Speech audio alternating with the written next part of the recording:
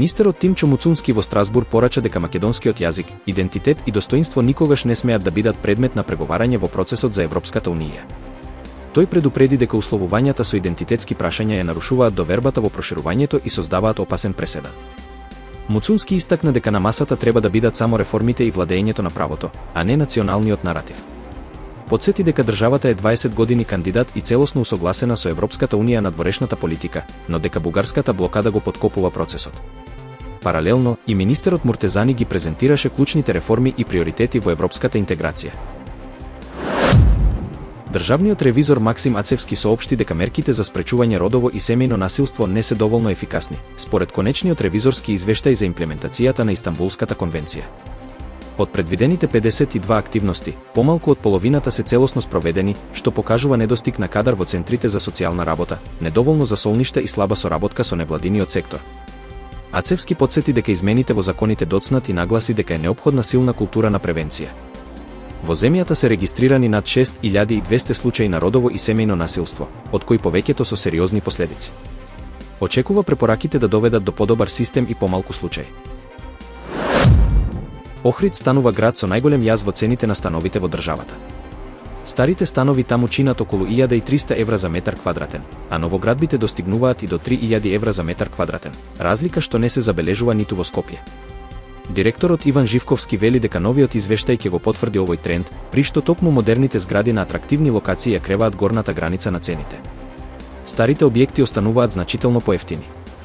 Охрид, како туристички центар, се наметнува како најдинамичен и најбаран пазар за инвестирање во недвижност.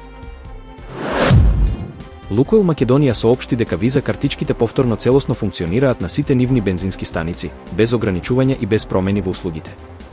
Краткиот прекин на почетокот од месецот бил резултат на нови американски санкции кон руските компании Лукойл и Роснефт, кои привремено ја блокираа употребата на виза. Како и низ Европа, мерката важеше и во Македонија, со цел да се изврши притисок врз Русија да ја прекине агресијата врз Украина. Капитално финансираните пензиски системи глобално постигнаа рекордни нивоа во 2024 година, според најновиот извештај на Организацијата за економска соработка и развој. Средствата во пензиските фондови пораснале на речиси $70 билиони, со годишен раст од 11,6% во 2023 и 7,1% во 2024 година. Најголем пораст има во Турција, Балтичките земји и Грција. Македонија, иако не е членка на Организацијата за економска соработка и развој, бележи силен раст, 20,5% во вториот и третиот столб, при што средствата достигнаа 17,6% од бруто домашниот производ. Вториот столб има над 626.000 членови и вредност над 3 милиарди евра. Просечниот реален принос во последните 20 години е 2,13%, додека во последните 7 години приносот е 0,38% реално.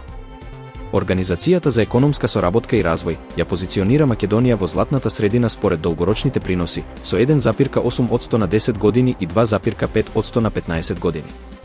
Агенцијата за супервизија на капитално финансирано пензиско осигурување најавува реформи, нови модели за инвестирање и исплата, како и воведување мултифондови за различни возрастни групи. Експертите бараат внимателни законски измени и подобра финансиска едукација за да се искористи потенцијалот на фондовите како двигател на економски раст. Пратеничката група Александар Вучик, Србија не смее да застане, предложи амандман на буџетот за 2026 година со кој се издвојуваат дополнителни 164 милиарди динари, околу 1,4 милиарди евра, за енергетска безбедност и стабилност. Амандманот, најавен и од председателката на парламентот Ана Брнабик, предвидува државата да може да ја преземе нафтената индустрија на Србија, НИС, во која руските Газпром нефт и Интелидженс имаат 56,15% од капиталот. Средствата ќе се обезбедат преку зголемување на јавниот долг во 2026 година за вкупно 212 милиарди динари, од кои 164 милиарди се наменети токму за оваа цел. Медиумите проценуваат дека вредноста на НИС може да надмине 3 милиарди евра. Во Бугарија избувна политичка криза поради предложениот буџет за 2026 година. Илјадници граѓани протестираа пред парламентот, а во самата собраниска сала владееше тензична атмосфера.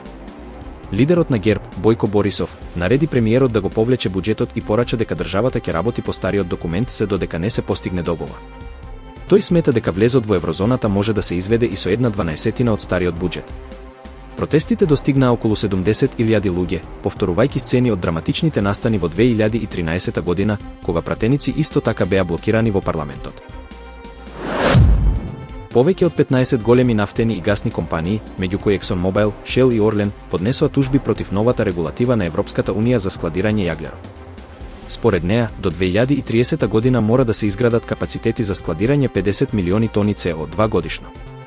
Компаниите тврдат дека рокот е нереален поради технички и логистички пречки и дека мерката создава регулаторна стапица, ставајќи го товарот само на нив. Европската унија, пак, вели дека регулативата е клучна за декарбонизација на европската индустрија и развој на стратегиски проекти за нулти емисии. Тајванскиот председател Лај Чинте го представи новиот план за трошоци за одбрана за периодот 2026 до 2033, со цел да ја зајакне способноста на островот да се брани од растечкиот воен притисок од Кина. Министрите во Тајпеј потврдија дека значаен дел од средствата ќе оди за купување оружје од САД и дека веќе е направена прелиминарна координација со Пентагон, кој дал информации за видот и цените на опремата. Деталите ќе станат јавни по известувањето на Американскиот конгрес. Тајван, кој се соочува со повици да инвестира повеќе во сопствената безбедност, планира да ја зголеми одбраната на 5% од брутодомашниот производ до 2030 година. Американскиот председател Доналд Трамп соопшти дека Јужна Африка нема да биде поканета на следниот самит на Г20 во Флорида, поради тензиите што настанаа на овогодинешниот самит во Јоханесбург. САД го бойкотираа настанот, обвинувајќи ја џар дека ја злоупотребила својата улога како председавач, а Белата куќа тврдеше и дека во земјата има расен прогон, што Јужна Африка го негира. Трамп наведе дека џар одбила да го предаде председателството на американски представник на церемонијата на затворање, поради што ја исклучува од Г20 во 2026 година. Хонорарците и фриленсерите во Македонија стануваат се побројни, од дизајнери и програмери до новинари, филмски работници и уметници. Иако моделот нуди флексибилност и добра заработка, тие се соочуваат со сериозни системски недостатоци. Немаат пензиско и здравствено осигурување, тешко добиваат кредити, работат со високи банкарски провизии, а договорите им се краткорочни, несигурни и често со доцнење на исплатите. Македонскиот закон за работни односи воопшто не ја препознава категоријата фриленсери, а ни Државниот завод за статистика не води евиденција. Според организациите што се занимаваат со оваа тема, проблемите главно се врзуваат за девизниот прилив и за неможноста овие работници да добијат основни социјални бенефиции без да основаат фирма, што значи дополнителни трошоци. Хонорарците самите сведочат дека најголемите бариери се несигурните договори, непостојаните хонорари и неможноста да придонесуваат во пензиски и здравствен систем како индивидуалци. Филмските работници, кои суштински го движат секое аудиовизуелно производство, имаат особено невидлив и нерешен статус, без можност да ги користат привилегиите од кои во други земји веќе одамна уживаат нивните колеги. Иако државата признава дека постои даночна евазија и дека треба решение, децении се чека без конкретен чекор напред.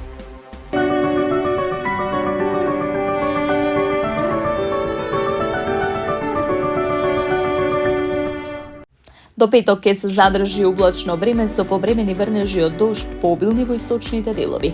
На планините врнежите ќе бидат од снег, а во некои од повисоките места од дожд и снег. Ќе дува умерен повремено засилен северен ветер, соопшти управата за хидрометеоролошки работи. Во сабота на планините и на повисоките места ќе провејува слаб снег. Од недела времето ќе биде стабилно со ниски утрински температури, а дневните ќе бидат во пораст. По одделни котлини ќе има услови за појава на магла.